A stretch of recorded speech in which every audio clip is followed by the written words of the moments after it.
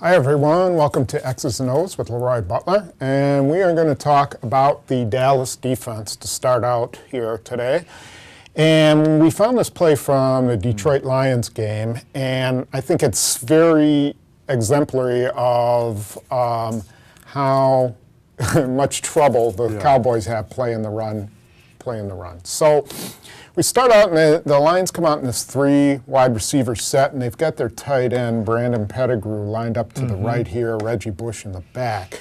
And so this is how the Cowboys line up in their nickel defense with 4 across and then 2 linebackers. So sort of explain what's going on right here, how their run defense is set up.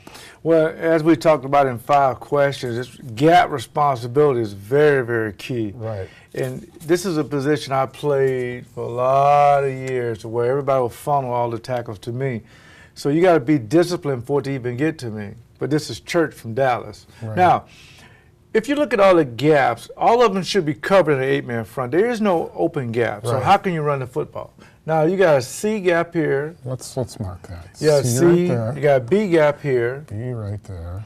And the A. Now you do it again. A, B, and C. Now, all those gaps are covered.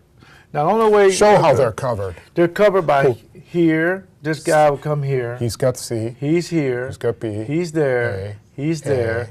And this guy will come here, but for the most part, you want that thing to funnel all the way out to the C gap, to the free guy. Right, you kind of want it to come in here. Yes, he should make the tackle for maybe 1 or 2, And this guy should engage. They should engage these guys so that there's no one to block him either, right? Right. And see what Detroit does, and they know everybody is gap responsibility. Right. So they'll move to see if you move. Right. And one of the reasons we should point that out is that, okay, so they've got Calvin Johnson here. Yeah. They know this guy's not going to move because he's got to cover. They got to double cover. They got to double him. And so they know this is the guy coming down. So they bring this guy over to help block him, right? Yeah, and it should make it easy. Now everybody goes 1 gap over because it goes from strong to weak. Right. So this guy, he can go over to the B gap. He moved here. Yep. And Sean Lee moved right about there. And this guy would go from A to B, A to B. He go from B to A right here. It's just 1 gap over. Everybody moved over 1 gap. Everybody moves over. No big deal. We're still going to funnel it to the 8-man front. Right. And that's why you do the 8-man front. Right. And so just to make it clear, now all of a sudden he's got A, he's got B, he's got C, and he's got in here. That's the free hit. That's the free hit guy. No problem, right? Okay. And even when we stopped it, freeze-framed it, it shouldn't have been a problem. It was like perfect, right? And then all of a sudden, everything just got a look. Okay, Pettigrew's over here. Now when he comes back to trap this guy. Right. He comes back over and he traps 95. Right. So 95 is out of it. Now all Sean Lee needs to do is stay in this original A gap. Just stay there. Stay right there. He'll make this play. 54, just stay in the B gap. But what happens is once these linemen, they made it easy for the linemen too, once they engage in these blocks, Reggie Bush just took it up in there for a big gain. But again, stay in your gap. So what happened as we were watching it, okay, he's here, and then all of a sudden he just, for some reason, peeks over here, and he's out of it. Same thing with 54. 54, as you pointed out, okay, so he's on this guard, he's right there. Right where he's supposed to be. Right at the last minute, he decides, oh, I'm going to peek over here, and Reggie Bush just cuts it right. 2 guys in the B gap. Right on him, right? And that's what drives coaches just that. Because I know a lot of people saying Lane Kiffin he's an older guy, he's not a defensive coordinator anymore, time is passing by, but he put the right defense up and it's not executed properly. It's just smart. It's like, okay, 54, you're here. Yep. Your help is right here. So why would you peek to this way so that if anything, you would peek to this way to force him to there, right? And he'll make the tackle, like I say, 2 to 3 yards down the field. The worst. But again, Don Capers, again, gets blamed because we just see the numbers. Yeah. But sometimes players, we get a little nosy. Right. I've been there before as well. I mean, I've seen things on one side, I know I'm supposed to be there, and thinking I can get back and it's too late is a big play. The funny part about this Lions thing was they had a success with it once, and they just kept going ran to it again, and they moved it from this again. side to this side, or this side to that, and back and forth, Different and they just formation. ran it until it forced the Cowboys to do it. So I think the Packers need to find that play. And that'll be Corliss or Taylor or Bostic, and they'll run up.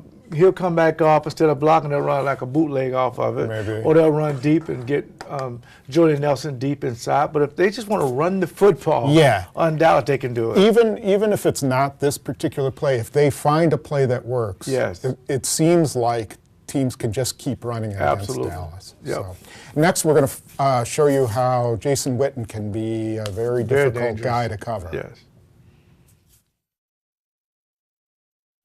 Okay, so we're going to look at this Cowboys play. This is against the Giants, and this is really an example of how dangerous Jason Whitten is going to be.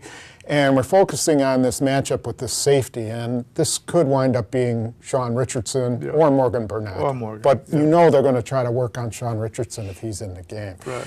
So what we have here is just a nickel. I mean, this is as simple a formation as you can, but it becomes a little bit complicated because the Cowboys make this into a run. I mean, they make this look like a run. So they pull this guard, and they bring DeMarco Murray right underneath, and Romo gives him the fake. And so you show what happened to those linebackers. And that's going to happen, Tom, because these linebackers, they're going to bite on any run fake. Especially with when you have a good running back. Right, they're going to bite. So you can almost assume they're not going to be there. So this way the offense has an advantage. And basically, this guy here is playing like a curl flat, and this guy just running a seam route. Right. So, and again, now this is Dez Bryant over here. So do you want to double him with your other guy? And it seemed like they were doing that. Yeah. So now you got a middle that's wide open. Now, here's what having a big 6'5" target, 260-pound guy, he comes up in here, Tom, he ran like a post. And he's already inside of this safety off of play action. And remember, these guys are gone. Romo made a good pass, touchdown.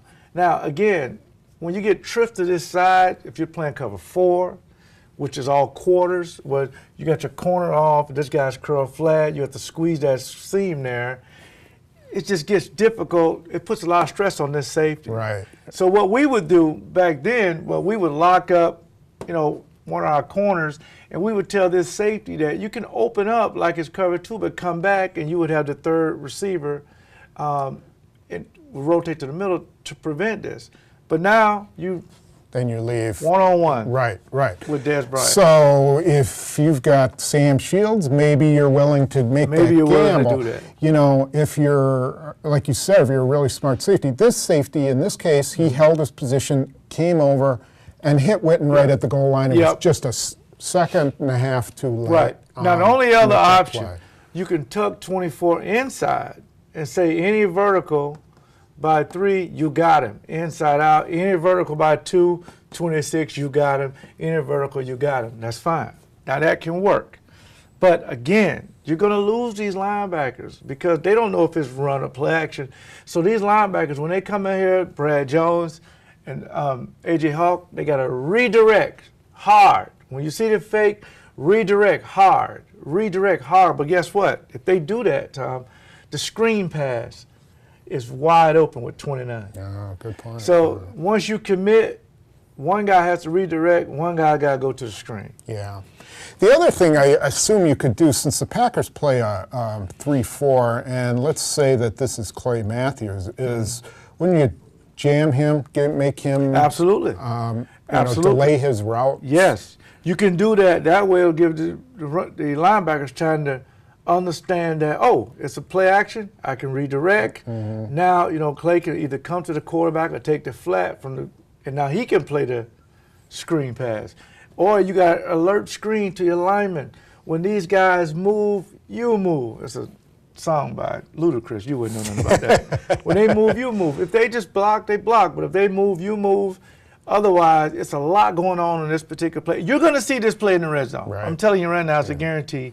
The progression of it is a lot to think about. But when you get a new safety, Richardson, and you get a safety that doesn't have a lot of confidence like Morgan Burnett, you're going to see illusion plays like this. And if all fails, they're going to throw it up to All else, if if you shade too much towards him, he's going there, right? He's going to read how you're playing. He's going to have to do that. Whitten. He's under a lot of pressure, Tony Romo, right now, because the owner gave him a lot of money and they want to get into the playoffs, and Philly is in first place. So, earlier I made a reference to Lane Kiffin, but it's Monty Kiffin. I know that the son and the veteran defensive coordinator. Yes. So, anyway, thanks for joining us on X's and O's, and we'll be back next week after the Dallas game. See you then.